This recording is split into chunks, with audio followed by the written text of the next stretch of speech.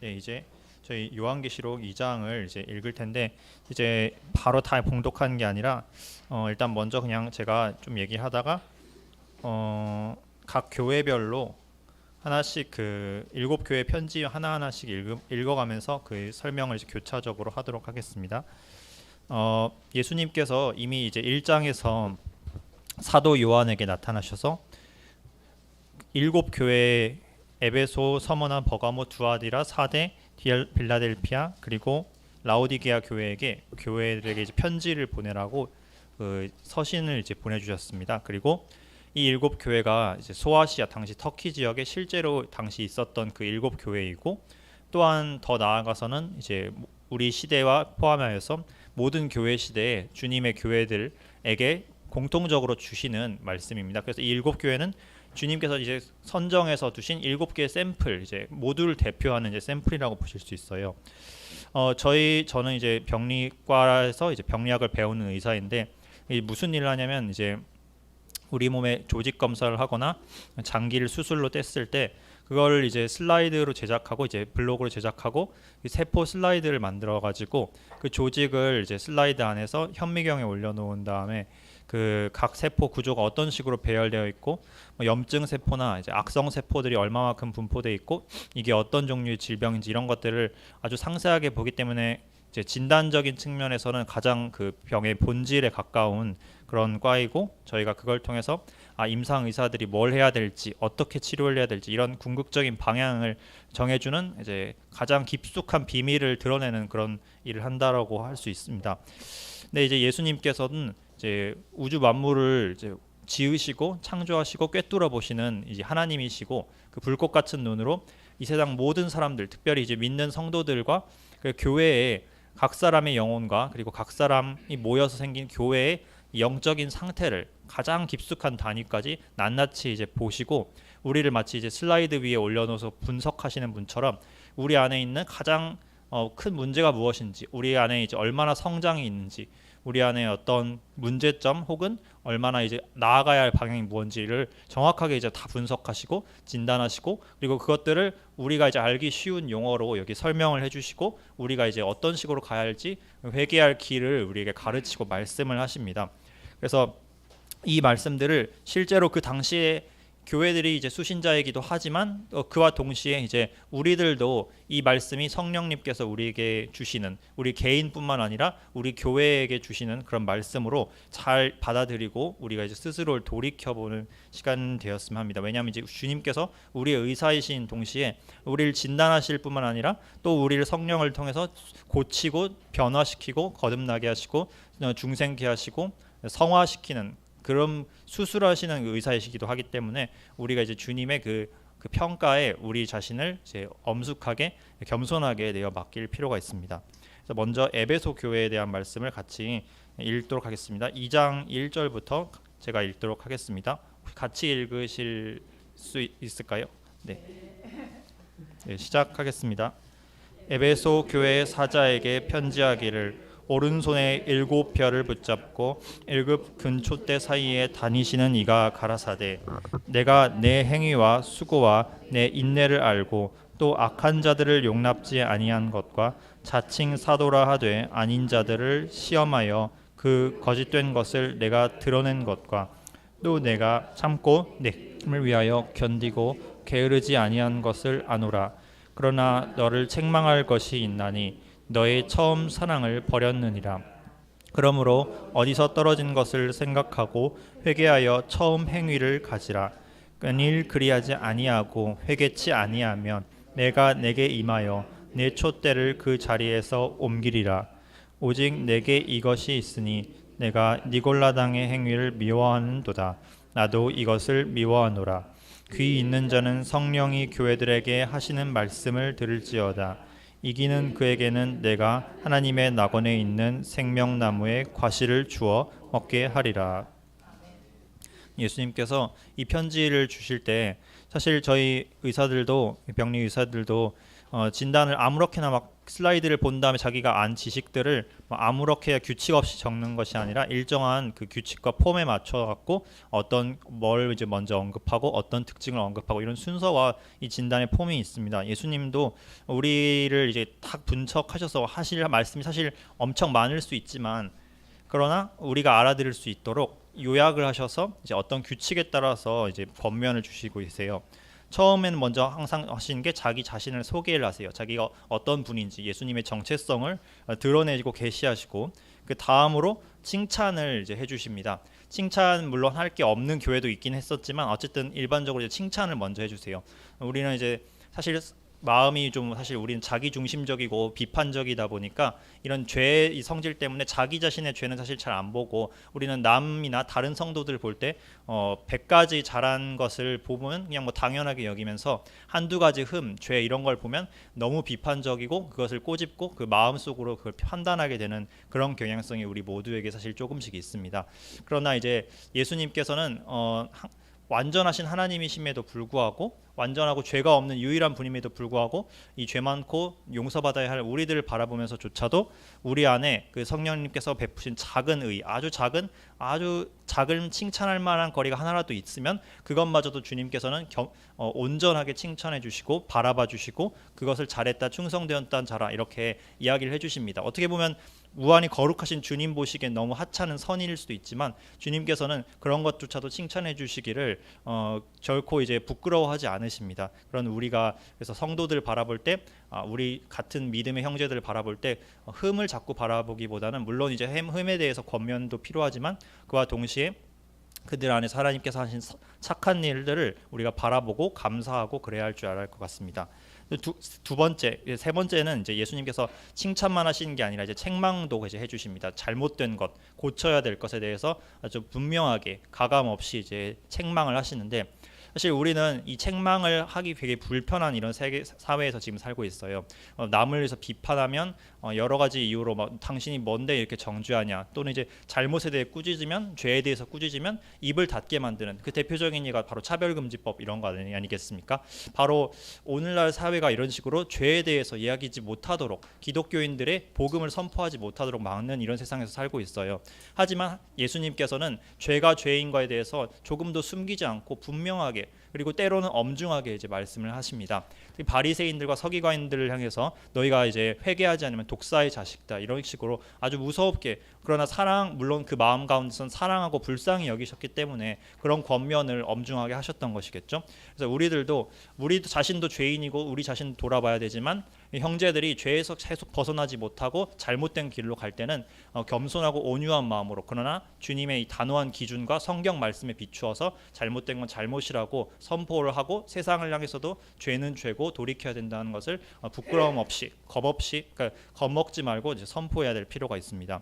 그런 다음에 주님은 그렇게 책망만 하시는 게 아니라 어떻게 해야 너희가 고칠 수 있는지 회개할 수 있는 길을 이제 가르쳐 주세요. 그래서 주님은 비난하고 싶어서 우리를 비난하고 정죄하는 것이 아니라 우리를 고쳐주고 온전한 하나님의 그 온전함을까지 다다르도록 이끌어 주시고 싶기 때문에 우리에게 이런 말씀을 주시는 겁니다. 그래서 이 회개하라는 방향과 이 주님이 가르쳐 주시는 이 처방전에 우리가 굉장히 귀를 기울이고 순종하는 마음으로 회개를 해야 됩니다. 그런 다음에 마지막으로 항상 주님은 너희가 이러이렇게 했을 때 이런 약속을 주겠다. 내가 너희에게 보상을 주겠다. 약속을 이제 주세요.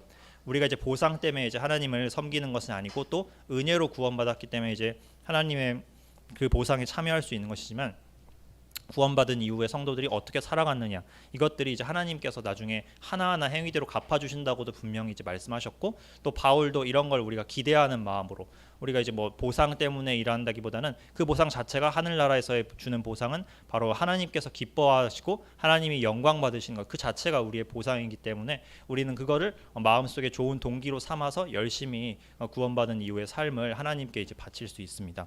그래서 이제 에베소 교회부터 이 구조에 따라서 이제 간략하게 보도록 할게요. 1절을 읽어보시면 예수님이 자신을 어떻게 소개하시냐면 예수님 자신을 7 별을 붙잡고 7 금초대 사이를 다니시는 이가 가라사대. 이미 1장에서 앞에서 이미 언급을 했지만 1장 20절에 보면 오른손의 일곱 별과 일곱 금촛대가 무엇이냐 하면 일곱 별은 일곱 교회의 사자, 그러니까 이제 일곱 교회를 담당하는 이제 목회자들과 이제 장로들을 의미하고, 일곱 촛대는 그 일곱 교회를 의미한다고 했습니다.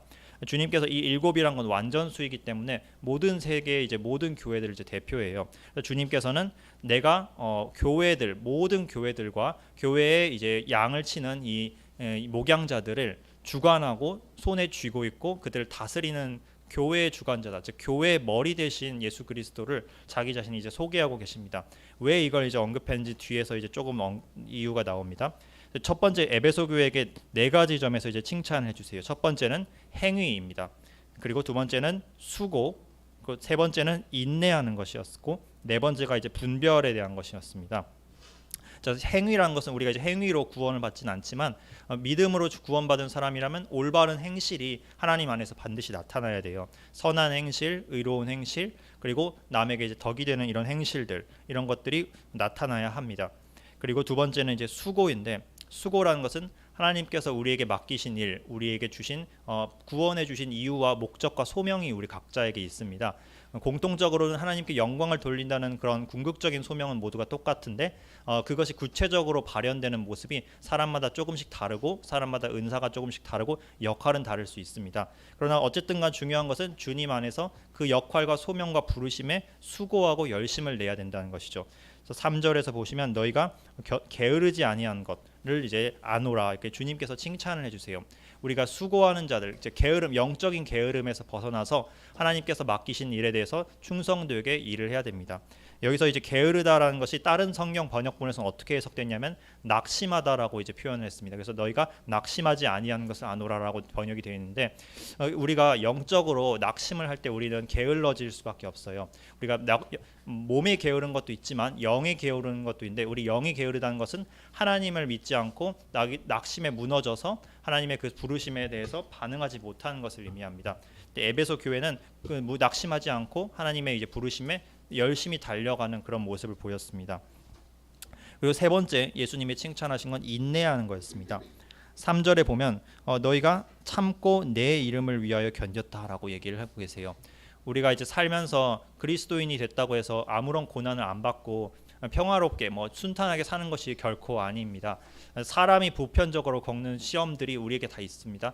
병에 대한 것, 늙어가는 것, 아픈 것, 또 이제 관계에서 망가지는 것, 영적인 시험, 그리고 마음의 상처, 이런 것들이 심지어 그리스도인들에게도 보편적으로 이 하늘나라 가기 전까지는 계속해서 쉬지 않고 있어요.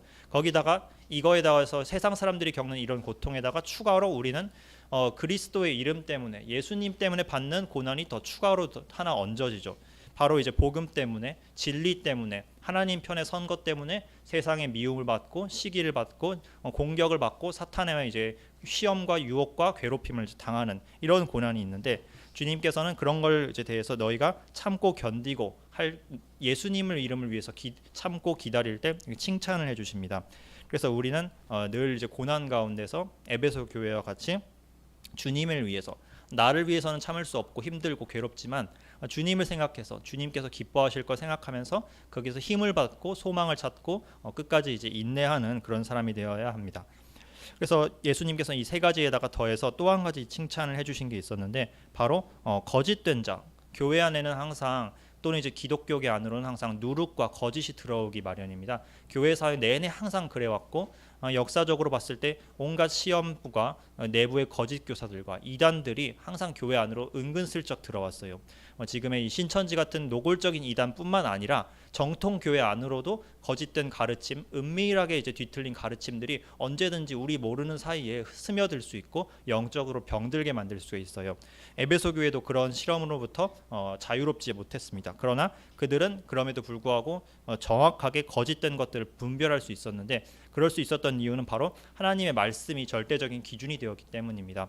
우리나라 요새도 보면 기독교계 내에서도 우리가 뭐 꿈을 봤다, 자기가 환상을 보았다, 혹은 이제 예수님께 뭐 이런 계시를 받았다, 이런 식으로 다양한 방법으로 자기를 이제 드러내는 사람들이 있어요. 그리고 혹은 거의 대부분 하나님에 대해서 맞는 얘기를 99%를 하면서 1, 2% 정도 뭔가 애매하고 이상한 것을 말하는 사람들이 기독교계 안에도 굉장히 많이 존재합니다. 이런 것들을 우리가 정확하게 이게 진리에 있는지 아니면 은밀한 거짓 가운데 있는지를 분별하려면 항상 이 절대적인 하나님의 말씀, 순전한 하나님의 말씀을 절대 기준축으로 삼아야 합니다. 말씀이 아니라 꿈이라든지 뭐 환상이라든지 직통계시, 이런 것들을 우리가 기준으로 삼고 따라가다 보면 왜곡될 수밖에 없고 진리에서 떠나기가 너무 쉽습니다. 그래서 우리가 분별력을 갖기 위해서는 올바른 성경 말씀에 우리 마음을 기준을 두고 또 열심히 공부하고, 공부한 것만으로 그치는 게 아니라 우리 삶 자체에 이것을 정확하게 녹여내고 자신의 삶의 기준으로 삼아야 할 필요가 있습니다. 그래서 에베소 교회는 이런 일에 굉장히 능했는데 그 덕분에 거짓된 자들을 이제 분별을 해낼 수 있었어요. 그래서 자칭 사도라 하는 자들, 바울 당시만 해도 바울을 비방했었던 이제 거짓 사도들이 굉장히 당시 많이 들어왔었고, 뭐 오늘날도 신사도 운동이니 뭐니 하면서 자기 권위를 이제 거짓으로 내세우는 자들이 많은데, 우리들은 이런 거짓된 권위와 거짓된 가르침에 대해서 분별할 수 있어야 할 것 같습니다. 그런데 이제 예수님께서 이렇게 칭찬을 해주시다가 후반부에서 책망을 이제 할 것이 있다고 하는데, 바로 에베소 교회가 처음 사랑을 버렸다, 첫사랑을 잃어버린 교회라고 아주 엄중하고 어떻게 보면 굉장히 두려운 말씀을 해주십니다. 에베소 교회는 굉장히 영적인 유산이 풍부한 교회였습니다. 바울도 이제 직접 거기 가서 사역을 했었고 거기서 이제 세워줬었고, 에베소 교회를 향해 아예 정경으로 남겨진 이 편지, 성경을 이제 편지로 보내주기까지 했었죠. 그리고 에베소 교회 안에는 굉장히 풍부한 훌륭한 일꾼들이 많았습니다. 심지어 이제 사도 요한도 말년에는 이제 에베소에서 일했었는데, 그만큼 에베소 교회는 어떻게 보면 굉장히 유서 깊은 그런 교회라고 할 수 있었습니다. 근데 그런 교회조차도, 교리적으로 튼튼하고 올바르고 굉장히 내세울 게 많은 교회조차도 그 마음 중심에 처음 예수님을 향해서, 처음 이웃을 향해서, 하나님을 향해서 가졌던 그 사랑이 식어져 버리면 주님께서는 책망을 하실 수밖에 없습니다. 고린도전서 13장을 보시면 바울이 너희가 산을 옮길 믿음도 있고 막 모든 진리를 깨닫고 그리고 온갖 섬김을 다 할지라도 뭐가 없으면 아무 의미가 없다고 말씀을 했었죠. 그렇죠. 사랑, 아가페, 사랑을 없어지면 결국에 그 본질, 껍데기만 남은 이제 본질이 없는 그런 존재가 되어버리게 됩니다. 그래서 이제 이 에베소 교회는 원래는 굉장히 풍성하게 이웃과 서로가 성도들이 사랑했었고 사랑의 마음으로 구제했었던 그런 교회였는데, 어느 순간 이 사랑이 점점 식어지고 교리와 행실과 이런 겉으로 만 남게 되었어요. 그래서 주님께서는 너희가 당장 이것을 회개하고 처음 행위를 가지라. 우리가 흔히 사랑하는 연인들끼리 마음이 식어지고 그럴 때는 가끔 그들이 처음 만났던 그 장소, 그곳을 다시 찾아갔을 때 그 마음을 다시 회상하고 추억을 할 수 있죠. 이와 마찬가지로 주님과 처음 만났던 자리, 예수님과 처음 교제했던 그 자리로 돌아가서 그때의 마음가짐을 돌이키고 그때 우리가 주님과 함께 무엇을 했었는지를 다시 되찾고 그것을 붙드는 것이 필요합니다. 그것이 하나님의 말씀을 묵상한 것이 될 수도 있고, 주님께 이제 온전히 내어놓고 기도하는 것이 될 수도 있고, 또 하나님의 그 진리를 사람들에게 전파하고 그런 일들이 될 수도 있겠죠. 무엇이 됐든 간에 이제 우리가 처음 잃어버렸던 우리 마음, 주님과 뜨겁게 함께 했었던 그 순간이 무엇인지를 돌아보고 우리 자신뿐만 아니라 교회 전체가 그 자리로 돌아올 필요가 있습니다. 만약 그렇게 하지 않는다면 주님께서 경고의 말씀을 주시는데, 너희가 회개하지 않고 이렇게 사랑을 잃어버린 것을 회개하지 않는다면 내가 너의 촛대를, 정확한 번역은 이제 등잔대, 이제 성전에 있는 그 등잔대라고 보시면 됩니다. 그 등잔대를 너희 자리에서 옮겨버리겠다라고 얘기를 하세요. 이걸 잘못 해석하면 안 되는 게, 어떤 분들은 이것을 가지고 개인의 구원이 취소될 수 있다 이런 식으로 이제 해석을 하는데, 이 구절은 전혀 그런 뜻과 무관한, 문맥상 그것과 전혀 무관합니다. 여기서 촛대라는 것은 교회라는 공동체를 의미해요. 한 사람의 개개인의 구원과 이 섭리는 하나님의 주권 안에서 영원히 이제 보존이 되지만 교회는 그렇지 않을 수 있어요. 지역 교회. 그래서 여기서 말하는 교회는 우주적인 전체 교회를 말하는 게 아니라 한 지역의 교회를 의미합니다. 지역 교회는 또는 이제 국가에 있는 교회는 때에 따라서 강해질 수도 있고 약해질 수도 있고 심지어는 없어질 수도 있습니다. 우리들도 이제 늘 경계해야 될 것이, 우리 교회 성도님들이 참 많고 믿음의 어르신들이 많지만 우리가 만일 온전한 모습으로 하나님 앞에 부응을 하지 못한다면, 온전하게 회개하고 주님 앞에 더 성장하지 못한다면, 시간이 지나서 10년이 지나고 20년이 지나고 30년이 지나고 하다 보면 한두 분씩 이제 어르신들은 하나님께로 이제 돌아가게 되고, 그러면 이제 남겨진 우리 세대에서는 주님을 하나씩 이제 다음 세대들이 떠나가게 된다면 결국에 이 교회는 지역 교회로서는 사라져 버릴 수밖에 없게 됩니다. 한국도 마찬가지고 이제 영국도 마찬가지고, 한때 이제 해가 지지 않는 나라라고 불렀던 그 영국은 굉장히 믿음의 그 유산이 많았었어요. 그리고 실제로 그들은 이제 세계의 선교를 주도했었던 그런 역사도 있었고, 또 한때는 굉장히 기독교인들이 많았을 뿐만 아니라 청교도들이 그 가운데서 일어나서 미국이란 나라를 건국하기도 했었을 만큼 굉장히 하나님 앞에 놀라운 역사와 은혜를 많이 받았던 나라였어요. 그랬던 그런 나라가 지금 어떻게 되었을까요? 차별금지법도 통과되고 사람들이 믿음에서 다 떠나가고 주님을 다 몰라보고 청년들은 주님을 외면하고, 그리고 이제 이슬람이 권세를 잡고, 이런 식으로 지금 사실상 교회가 쇠락되어 없어지기 일보 직전에 이르렀고, 유럽의 다른 교회들도 마찬가지죠. 미국도 하나님 앞에서 굉장히 놀라운 은혜와 부흥의 역사를 지난 몇백 년간 경험을 했지만 지금 서서히 하나님을 대적하는 방향으로 나아가면서 영적인 힘을 잃어가고 있고 점점 무너져가는 그런 안타까운 실태에 놓여 있습니다. 우리나라라고 해서 예외가 아닙니다. 우리나라는 하나님의 전적인 은혜와 감사한게도 대한민국이 기독교적인 가치관 위에서 헌법이 세워지고 기독교적인 정신 위에서 우리 대한민국이 이제 건국이 되고 지금까지 많은 은혜와 부흥을 입었습니다. 그런데 만약에 우리가 지금 이 자리에서 주님을 향한 첫사랑을 회복하지 않고 우리 사랑에서 계속 떠나가는 행위가 계속된다면 언젠가 이 대한민국의 교회도 주님께서 촛대를 치워버리실 수 있다는 사실을 우리가 기억해야 됩니다. 그래서 예수님께서 이 자리에서 자신을 교회의 주관자라고 소개하신 이유가 내가 이제 교회를 치우기도 하고 세우기도 하는 그런 주관자이자 그것을 다스리는 주체이다라는 것을 강조하기 위함입니다. 그래서 우리는 늘 지역교회로서 또 개인으로서 주님 앞에 첫사랑을 회복하고 주님 앞에 그 첫 행위를 회복할 수 있도록 경계심을 갖고 늘 돌아봐야 합니다.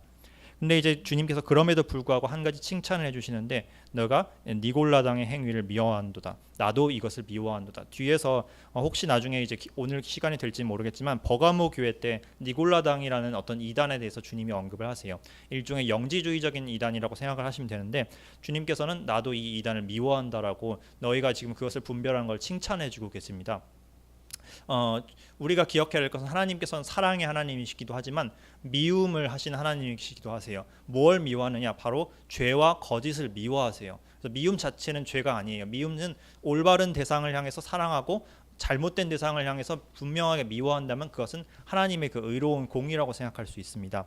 그래서 주님께서는 너희가 악을 미워하고 이단을 미워한 것은 잘한 일이다라고 이렇게 얘기를 해주시는데, 그러나 우리가 항상 기억해야 될 것은 우리는 죄에 대한 미움과 사랑, 그 인간을 향한 사랑, 그 두 가지를 함께 가져가야 합니다.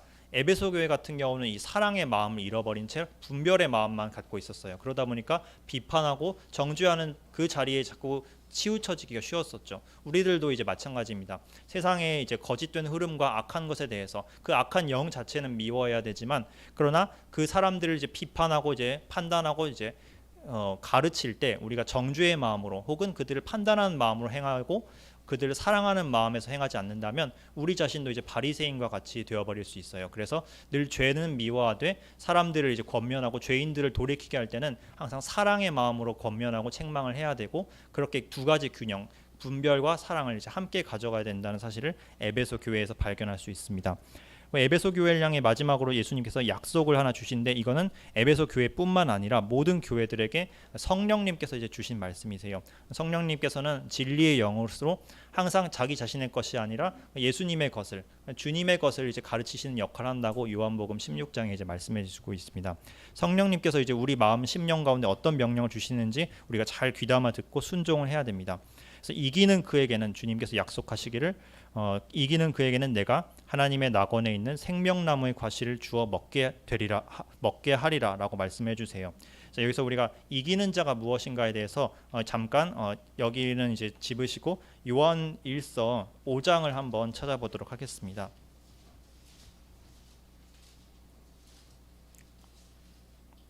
자, 요한일서 5장에 4절부를 한번 읽어보도록 하겠습니다. 4절과 5절.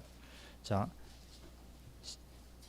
대저 하나님께로서 난 자마다 세상을 이기느니라. 세상을 이긴 이김은 이것이니 우리의 믿음이니라. 예수께서 하나님의 아들이심을 믿는 자가 아니면 세상을 이기는 자가 누구니요? 그래서 여기서 말하는 이기는 자라는 것은 우리가 많은 사람들이 생각하기를 그리스도인이 된 것만으로는 이제 이기는 것이 아니라 우리가 뭔가 종교적인 성취 혹은 순교를 한다든지 뭔가 행실을 많이 남긴다든지 혹은 마틴 루터 같이 놀라운 이런 하나님의 업적을 남겨야 이기는 자가 되는구나라고 이제 생각하기가 쉬운데, 하나님께서 말하는 그 이기는 것의 본질은 무엇이냐면 바로 하나님의 아들이신 예수 그리스도를 믿는 것, 그분을 진정으로 올바르게 믿는 것 그 자체가 하나님 보시기에는 세상을 이기는 이김이라고 얘기를 해주고 계세요. 그래서 세상을 이기고 마귀를 이기고 자기의 정욕을 이기는 것, 그것의 본질이 무엇이냐면 다른 게 아니라 예수 그리스도를 하나님의 아들로서 온전히 믿는 것, 그분을 구세주와 주인으로 진정으로 믿고 영접하는 것 그 자체가 우리에게는 이제 참된 승리인 것이죠. 그런 승리를 갖고 있는 자는 세상에서 많이 핍박을 받고 정치적으로 많은 손해를 보고 핍박을 받는다 할지라도 겉으로 보기에는 진 것 같지만 실상 하나님 안에서는 이긴 것이나 마찬가지입니다. 그래서 주님께서는 이러한 이기는 자들, 모든 참된 그리스도인들 모두에게 약속해 주시는데, 그런 누구든지 주님을 믿고 온전히 승리한 자가 된 자들은 하나님의 낙원에 있는 생명나무 과실을 먹게 해주신다고 하셨어요. 이 생명나무는 어떤 상징적인 그림이 아니라 실제로 존재했던 나무입니다. 창세기 2장 3장을 읽어보시면 거기에는 에덴 동산이 있고 에덴 동산의 중앙에 선악과도 있지만 또 하나의 나무가 있었는데 바로 생명나무의 열매였습니다. 이 생명나무를 먹기 전에 아담과 하와가 죄에 넘어가서 선악과를 먹고 타락을 해버렸죠. 그 이후로 하나님께서 생명나무에 가지 못하도록 계룹 천사들을 보내갖고 그 자리를 불칼로 지키게 하셨습니다. 왜 그렇게 하셨냐면 그 죄로 타락해버린 상태에서 육체적인 영생을 얻게 돼버리면 마치 이제 사탄과 그의 천사들처럼 영원토록 죄를 짓는 상태로 고정되어 버리기 때문에 죄 짓는 상태로 고정되어서 영원히 불못에 들어갈 수밖에 없는 운명이 모든 인류에게 확정되어 버리기 때문에 하나님께서는 어떻게든 인류에게 구원의 기회를 남겨주고 열어주시기 위해서 이 생명나무 열매를 먹지 못하도록 하셨어야 했습니다. 그러나 주님을 믿고 구원받은 성도들이 온전히 나중에 부활의 몸을 입고 완전히 죄로부터 자유로워지게 된 이후로는 이 생명나무 열매가 다시 모든 성도들에게 허락이 되고 마음껏 먹을 수 있도록 이제 허락이 됩니다. 이걸 먹어서 생명을 유지해야 된다 그런 개념이 아니라 하나님의 무한한 풍성한 은혜를 영원토록 같이 만끽하고 충만히 더해간다, 이런 의미로 생명나무 열매를 먹을 수 있게 된다라고 이해하시면 될 것 같습니다. 그래서 낙원의 회복이 이런 모든 이기는 성도들에게 허락된다는 것이 우리에게 주시는 교훈입니다. 에베소 교회를 통해서 우리는 이제 첫사랑을 잃어버리지 않았는지, 우리가 가진 모든 행실이 있다 할지라도 사랑을 잃어버리면 결국에 아무 의미가 없다는 사실을 기억하고 주님과의 사랑을 회복해야 된다는 것을 늘 우리 마음에 기억을 하고 다음 세대를 생각하여 이 사랑을 회복하도록 노력을 해야 되겠습니다. 두 번째로 이제 서문화 교회에 대해서 읽어보겠습니다. 자, 서문화 교회의 8절부터 읽겠습니다. 서문화 교회의 사자에게 편지하기를 처음이요 나중이요 죽었다가 살아나신 이가 가라사대 내가 내 환난과 궁핍을 아노니 실상은 네가 부요한 자니라. 자칭 유대인이라 하는 자들의 회방도 아노니 실상은 유대인이 아니요 사탄의 회라. 내가 장차 받을 고난을 두려워 말라. 볼지어다 마귀가 장차 너희 가운데서 몇 사람을 옥에 던져 시험을 받게 하리니 너희가 10일 동안 환난을 받으리라. 내가 죽도록 충성하라. 그리하면 내가 생명의 면류관을 내게 주리라. 귀 있는 자는 성령이 교회들에게 하신 말씀을 들을지어다. 이기는 자는 둘째 사망의 해를 받지 아니하리라. 아멘. 네, 두 번째 교회는 이제 서머나 교회입니다. 서머나는 이제 영어로는 스미르나 이렇게 부르긴 하는데 여기서 서머나의 mor가 뭐냐면 mor가 영어로 모략이라는 뜻입니다. MYRHH인가요? 제가 정확히 스펠링 모르지만 뭐가 모략을 의미하는데 바로 그 동방 박사들이 가져왔던 그 세 가지 선물 중에서 세 번째 게 모략이었었죠, 그렇죠?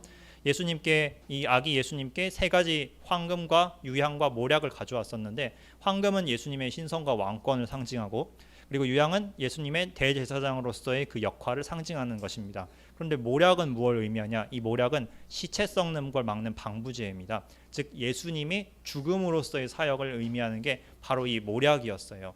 실제로 이제 마리아 막달라 마리아도 예수님께서 장사되셨을 때 모략 같은 걸 이제 가지러 갔고 무덤으로 갔었죠. 그래서 요약하면 무슨 뜻이냐면 이 서머나 교회는 죽음과 방부라는 그런 교회였습니다. 무슨 뜻이냐면 죽을 만큼 아주 극심한 고난 가운데 있었던 교회였습니다. 정말 죽음에 처해진 것과 같은, 마치 바울의 그 고린도 후서의 표현에 의하면 사형 선고를 받은 것과 같은 그런 큰 환난 가운데 거하고 있었던 교회였습니다. 그래서 예수님께서는 자기를 이들에게 소개하기를 어떤 모습으로 소개하냐면 나는 처음이자 나중 알파와 오메가이요 동시에 죽었다가 살아나신 이다 라고 얘기를 해주세요. 무슨 말씀이냐면 예수님께서 너희가 이 세상에서 환난과 고난을 겪는 걸 내가 안다. 그런데 나도 너희들을 위해서 이 하늘 보좌에서 내려와서 너희의 모든 시련과 고난과 죄와 삭과 지옥의 형벌을 내가 십자가에서 다 감당하고 그 고난을 겟세마네에서 피눈물을 흘려가면서까지 견디고 그것을 다 받았다. 그리고 그 죽음 가운데 처한 이후에 부활하였다. 내가 죽음을 이기고 부활한 너희를 위해서 그렇게 부활한 주님이다. 이게 우리에게 어떤 위로를 줄까요? 특히 고난 가운데 있는 성도들에게는 어떤 위로가 될 수 있을지 저희가 감히 상상할 수 그 마음을 이제 이해할 수 있을 것 같습니다. 주님께서는 너희가 고난을 받지만 내가 너희의 고난을 알고 있고 내가 너희의 고난을 체휼할 줄 아는 그런 너희 연약함을 아는 대제사장이다. 이런 것을 이야기해주고 계십니다. 그래서 서머나 교회에게는 이렇게 위로의 말씀과 함께 처음부터 책망 같은 게 하나도 없고 오직 이제 칭찬의 말씀만 해주고 계십니다. 내가 너희 환난과 궁핍을 아노라 이렇게 9절에서 예수님이 말씀해 주시는데 그러나 실상은 너희가 부요한 자다라고 얘기를 해주세요. 라오디게아 교회는 나중에 나오겠지만 그 라오디게아 교회에게는 예수님이 정반대의 말씀을 해주세요. 너희가 스스로 부유하고 모든 것 가진 것 같다고 스스로 여기지만 실상은 너희가 눈멀고 벌거벗고 가난하고 파산한 자들이다 이렇게 얘기를 해주세요. 세상의 시선과 주님이 보는 그 시선이 완전히 다릅니다. 세상적으로 봤을 때 우리는 물질적으로 풍요한 교회가 있을 수 있고 많은 부흥이 있는 것 같은 교회가 있을 수 있고 또 가진 것이 많고 편안한 그런 교회일 수도 있지만 주님 보시기에는 그 영적인 상태가 아주 파산에 가까운 그런 교회가 있을 수 있는가 하면 반대로 온갖 핍박을 받느라 세상적으로 완전히 찢기와 같이 이제 낮아지고 온갖 고난과 핍박으로 인해서 모든 것을 다 잃고 물질과 명예와 그런 걸 다 박탈당하여서 지하교회와 같이 매일매일 죽음을 이제 걱정하면서 살아야 하는 그런 교회들이 있는데 오히려 그런 교회들이 주님 보시기에는 더 풍만하고 하늘의 복이 충만히 차 있고 주님께 더 큰 보상을 받을 부유한 자들이 그런 자들이 있을 수 있습니다. 우리가 그래서 항상 영적인 시선에서 우리 자신을 돌아봐야 됩니다. 예를 들어서 우리는 이 교회를 보면 이런 서머나 교회는 고난받는 교회들을 대표하는데 우리 시대만 해도 그런 교회들이 굉장히 많이 있습니다. 당장 우리는 이제 자유 대한민국에서 살고 있지만 저 몇 킬로만 떨어진 그 북한으로 가기만 해도 그곳에선 주님을 믿는다는 이유 하나만으로 이 김일성 독재 체제에 의해서 무자비한 탄압을 받고 온갖 적그리스도적인 질서 안에서 온갖 끔찍한 일들을 당하는 그런 안타까운 현실이 있습니다. 중국도 있고 이제 이슬람권들도 이제 그러하죠. 이런 환경 가운데서 믿는 예수님을 믿는 제자들은 아주 자기 목숨을 내놓고 정말 자기 자신을 부인하고 예수님을 위해서 자기 모든 걸 희생하지 않고선 신앙생활을 할 수가 없어요. 그런 것들을 볼 때 우리는 정말 우리 자신이 얼마나 주님 앞에 올바른지 정말 부끄러움을 느끼지 않을 수가 없습니다. 주님 보시기에는 우리처럼 이렇게 안일한 신앙생활을 하는 이들보다 오히려 그 어려운 환경 가운데서 믿는 그 지하 교회들을 얼마나 더 귀하게 여기시고 그들을 더 부요하게 여기시는지 이 말씀을 통해서 알 수 있습니다. 서머나 교회는 굉장히 핍박을 많이 받는 교회였는데 이 핍박은 로마에 의해서만 온 것이 아니라 또 다른 무리에 의해서도 왔어요. 9절에 보면 자칭 유대인이라 하는 자들의 회방도 안 오니 실상은 유대인이 아니라 사탄의 회라라고 얘기를 이렇게 주님이 아주 노골적으로 강렬하게 이제 말씀을 하십니다. 이 자칭 유대인인데 사실상 사탄의 회인 자들 이게 뭔지에 대해서 굉장히 해석이 좀 약간 분분한 면이 있습니다. 농담처럼 얘기하면 제가 이건 흘려 들으셔도 되는데 어떤 이들은 이제 음모론을 이제 믿는 어떤 이들은 이 자칭 유대인이라는 게 뭘 의미하냐면 지금 이스라엘에 돌아온 이 아슈케나즘 유대인들이 사실 혈통적으로 유대인이 아니라 가짜 유대인들이고 세파라딤 유대인이라는 뭐 다른 그런 무리가 있어서 지금 이 유대인과 이스라엘은 가짜다 이런 식으로 음모론으로 몰아가는 사람들인데 그거는 반유대주의적인 그런 생각에서 나온 거니까 혹시나도 뭐 유튜브에서 그런 얘기가 나오면 다 걸러서 흘려서 들으시기 바랍니다. 사실 더 정확한 번역 정확한 해석은 따로 있다고 생각되는데요. 두 가지로 생각해 볼 수 있습니다. 하나는 유대인이 아니면서 실제로 유대인 행세를 했던 자들이 그 당시에 있어서 그 자들이 유대주의자가 되어서 그 교회에게 너희는 할례를 통해서 또는 이제 주님 믿는 것 이외에 또 다른 뭐 율법의 행위나 의식이나 제사 이런 걸 통해서 구원을 받아야 된다라고 율법주의를 가르쳤던 거짓 이단들 이렇게 생각을 할 수 있습니다. 쉽게 말해서 이제 유대주의자 이단들이라고 할 수 있겠죠. 혹은 이럴 수도 있습니다. 예수님을 믿지 않는 예를 들어서 종교 지도자들, 바리새인, 사두개인 그리고 이제 대제사장들 이런 자들을 향해서 예수님께서도 너희가 실상은 뭐라고 했습니까? 마귀의 자식들이다. 너희 아비는 마귀다 이렇게 선포를 하셨고 너희가 독사의 자식들이다라고 이제 얘기를 했었죠. 왜 그러겠습니까? 자기가 유대교의 하나님을 믿는다고 생각을 하지만 실상 예수 그리스도를 거절하고 주님을 이제 배반하는 그런 자들은 실상 하나님의 구원 밖에 있는 자들이죠. 그래서 그런 자들을 향해서 주님께서 이제 사탄의 회다라고 말했다라고 이제 생각을 할 수도 있을 것 같습니다. 그러니까 뭐가 됐든 간에 이들은 주님을 이제 올바르게 믿지 않고 예수님을 믿는 유대인과 이방인들을 핍박하고 공격했던 그런 유대인 또는 유대주의자들이라고 생각을 할 수 있습니다. 근데 이런 고난 가운데 놓여 있는 가운데 주님께서는 어떤 위로를 주시냐면 너희가 장차 고난을 받을 것이다라고 이제 경고를 해주세요. 굉장히 좀 신기한 말씀이라고 생각되는데 우리 생각에는 너희가 정말 이렇게 주님이 서머나 교회를 칭찬하고 굉장히 좋게 보고 계시잖아요. 그러면 너희가 내가 너희에게 위로를 주고 회복을 주고 치유를 주고 너희를 안전하게 해줄 것이다라고 이렇게 권면과 칭찬을 보상으로 주실 거라고 우리가 생각하기 쉬운데 물론 주님은 이제 그런 하나님이시기도 하지만 그러나 여기서 주님께서 주시는 그 경고가 아니라 예고의 말씀은 너희가 장차 받을 고난이 있을 텐데 그걸 두려워하지 말라라고 이제 얘기를 해주세요.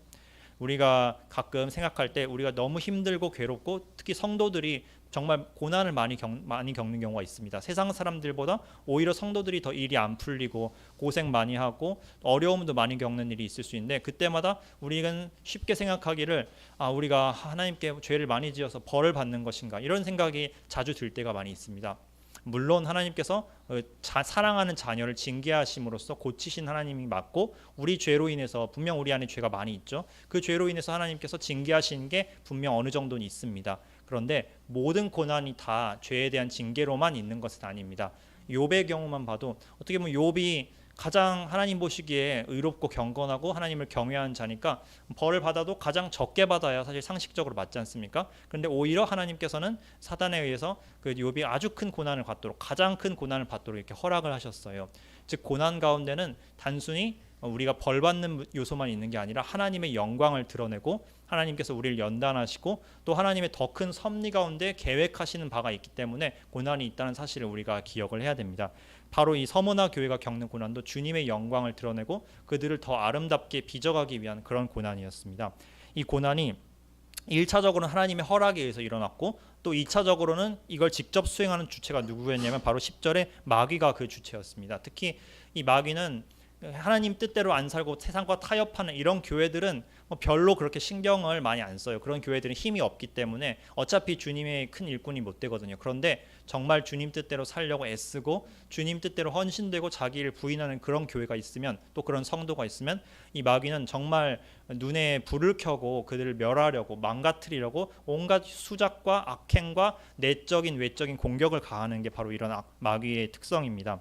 이 자가 이 성도들을 옥에 가둬서 시험에 받게 합니다. 그래서 로마 정권이나 또는 이제 유대인들, 예수님을 안 믿는 유대인들을 이용해 가지고 그들을 감옥에 넣고 환란에 넣고 고문하고 온갖 핍박을 가하는 일을 벌일 텐데 실제로 초대교회 당시 한 2세기 3세기 경의 교회는 정말 사자굴에 던져지기도 하고 끔찍하게 막 화형을 당하기도 하는 우리가 정말 상상하기 힘든 고난을 많이 겪었습니다.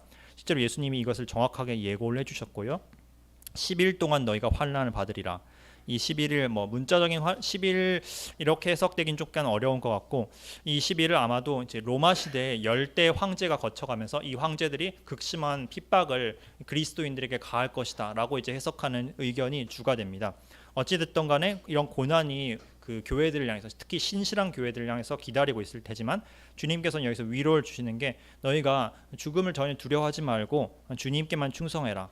자기 자아와 중심을 내려놓고 자기를 부인하고 예수님의 십자가를 지고 끝까지 이제 순교하는 자리까지 두려워하지 않고 가면 주님께서 무엇을 주시냐고 하냐면 바로 생명의 면류관을 내게 주리라라고 말씀해 주세요.